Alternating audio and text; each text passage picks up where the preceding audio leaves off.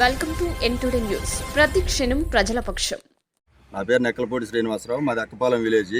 మాకు తిరువూరు రాజపేట రెవెన్యూ డివిజన్లో 126/2, 126/4, 126/5లో 84 సెంట్లు ల్యాండ్ ఉందండి.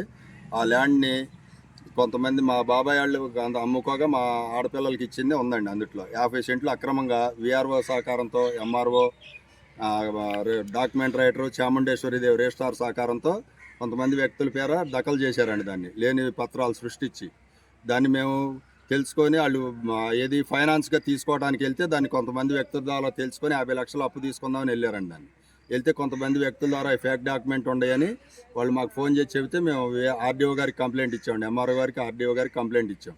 కంప్లైంట్ ఇస్తే ఫేక్ అని సృష్టి అని తేలిందండి. నిన్న కలెక్టర్ గారికి కూడా కంప్లైంట్ ఇచ్చాండి. పోలీస్ స్టేషన్లో విఆర్ఓ గోపాలకృష్ణ మీద, చాముండేశ్వరి మీద, మన డాక్యుమెంట్ రైటర్ ప్రసన్న మీద, మళ్ళీ ఈ విఆర్ఓ ప్రకాష్ బాబు మీద కూడా కంప్లైంట్ ఇచ్చాండి మేము పోలీస్ స్టేషన్లో. పోలీసు వాళ్ళు కేసు గట్టి చర్య తీసుకుంటా ఉన్నారు. ఈ చాముండేశ్వరి అక్రమ రిజిస్ట్రేషన్ చేసిన చాముండేశ్వరి దేవిని ఎమ్మటి సస్పెండ్ చేసి మాకు న్యాయం చేయాలని ప్రభుత్వాన్ని కోరుతున్నాం.